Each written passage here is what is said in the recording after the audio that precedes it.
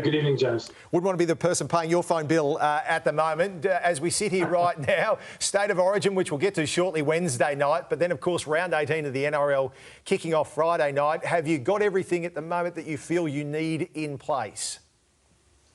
Yeah, well, it's certainly helpful to have Telstra as an naming rights partner keeping us connected. Yeah, I mean, it's obviously a really challenging time. Saturday, we had to make the decision.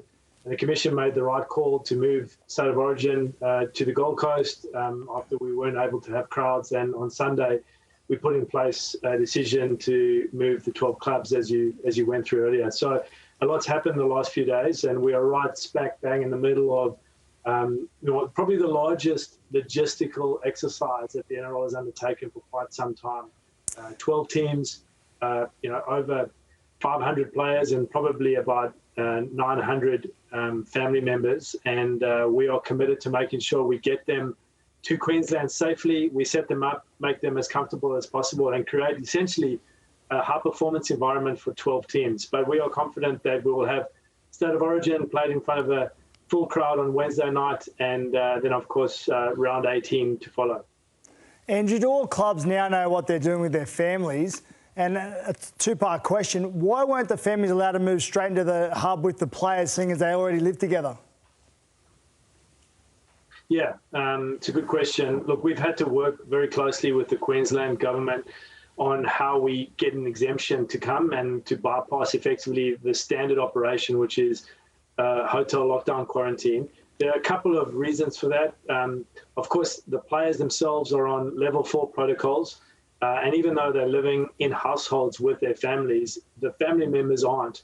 And so it's important for us to, through our exemption, be able to demonstrate on how we're going to keep the community in Queensland safe, and also make sure that we don't have potentially people that have been infected in New South Wales transferring across, and potentially running the risk of everyone in that hub being exposed to it. If that was the case, if the families were mixing with the players and we had someone who had unfortunately been infected, then that would essentially shut down that entire hub or that hotel, which would have multiple players in it. So it's all about complying with the Queensland health authorities. It's also about managing risk. But our plan is to make it as comfortable as possible for the families. We will have a dedicated facility, potentially 2 facilities. The families will be able to interact with each other, and we'll make sure that they're well supported, particularly, obviously, young children as well. Andrew, the incidents involving the Dragons and Jair over the past week, how did that affect your discussions with the Queensland Government? And in regards to the Dragons players, Zach Lomax and Daniel Alvaro, they hadn't signed the statement that you asked the players to sign. Where's that at, and what impact will that have on their ability to get to Queensland? Did you want to load in another question there as well, Michael?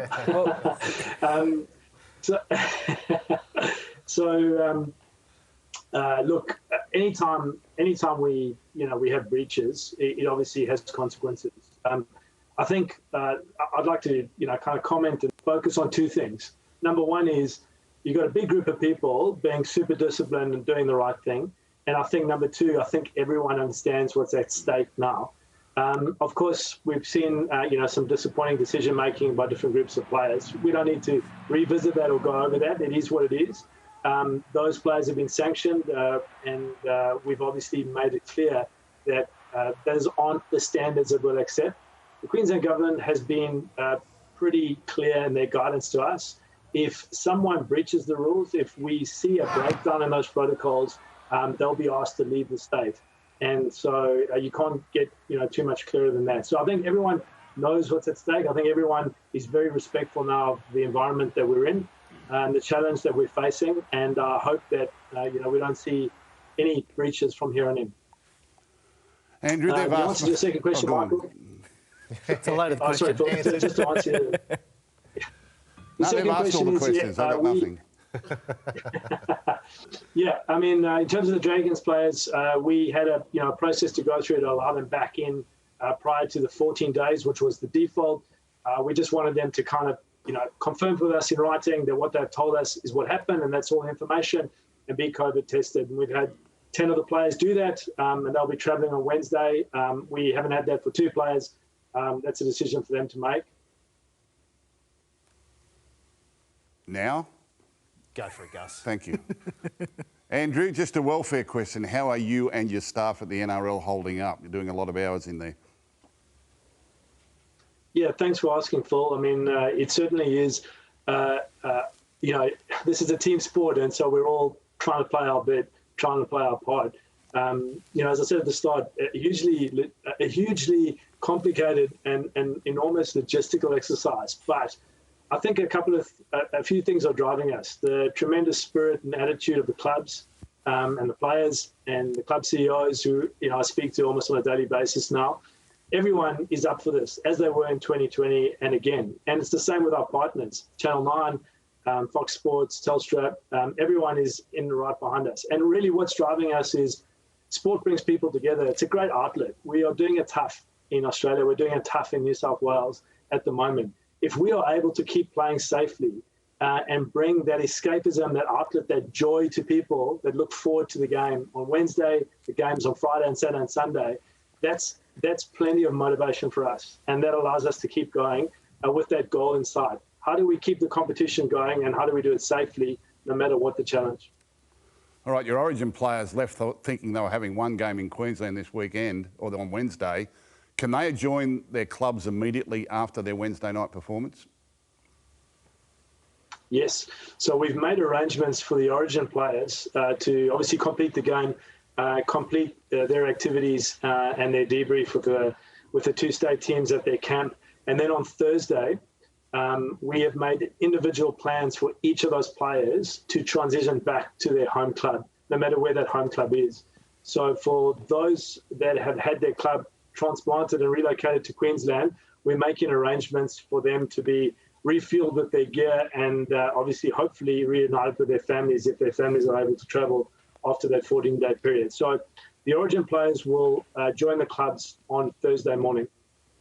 Andrew, will you have any protocols or restrictions on players after their 14-day lockdown period has ended? Because having 400 rugby league players up on the Gold Coast for an extended period of time may cause some issues at some point.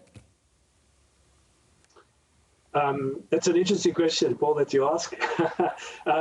Absolutely. Look, the good news is we do the 14-day quarantine, and then after that, in theory, we will be able to have all our players that are based in Queensland essentially on level 1 or pretty much in line with the state protocols. Now, that is obviously going to be good from a wellbeing perspective. That's going to be good from a recovery and from a preparation and a training perspective. And some of them will be fortunate enough to have their families with them.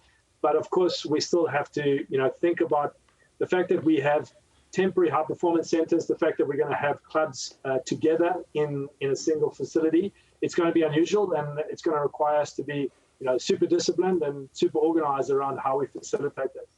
Andrew, really appreciate you answering the questions here on 100% Footy tonight. All the best with the cogs that are still turning to make this happen. But well done to you and the team at the NRL and enjoy Wednesday night.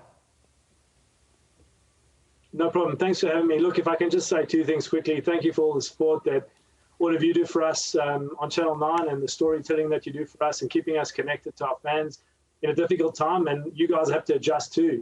It's going to be an unusual couple of weeks. But I also want to just finally thank our fans. They're sticking by us.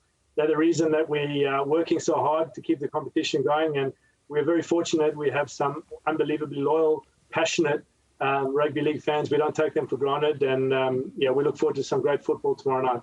Thank you, Andrew. Andrew Abdo, the NRL chief, joining us here on 100% Footy. So if, Gus, they're saying a month at this stage and we're expecting that to extend, are we talking finals? Are we talking about that Suncorp Stadium grand final that Queensland's been calling out for so long? They'll be back for Christmas, I reckon. I think time for Santa. I think we'll be up there for the rest of the season. I think we'll have our grand finals and final series up there. I can't see it changing. I do know the Warriors are going to stay there. They've been based at the Central Coast, but they've made the move now permanently until the end of the season, until such times as they can get home to New Zealand. As a side, it's going to be a worry for those families when they can actually get home to New Zealand if New Zealand have shut the borders to them. But that's a different issue at the moment. This is a huge, huge operation, massive. And if they can pull it off, it'll be a credit to them. They're ballparking it at around about $12 to $15 million a week. So it's going to tap them out financially too. It's a big expense, but they're determined to keep the competition There's going. a lot of pressure and expectation on players too. Players are going to have to be highly disciplined for that. They're out there for the next 8 weeks plus semi-finals. They're going to have to be very well disciplined. I think they'll be Imagine okay. those bottom 4 teams, the last 2 weeks, they can't make the semi-finals. There's an opportunity to go down to pub, the bar, wherever you want to go. Like, You're very worried about the I'm players, concerned. aren't you? I'm just concerned. What was that graphic we had on the screen with before? all due Sexual respect, Al. deprivation is what you're worried about. I didn't quite get my column today correct. I thought they were up there in stage 4 lockdown for up to 8 weeks. Right. It's only 2 weeks, which could possibly be worse. And they might be able to survive. They'll be able to survive 2 weeks, but mate, once they get let loose on the Gold Coast, last couple of weeks, can't make the semi-finals. With all due respect, Gal, we've had a number of teams that know they can't make the semi-finals for quite some time. Well, there's still probably 12 that can make That's it. probably even more worrying.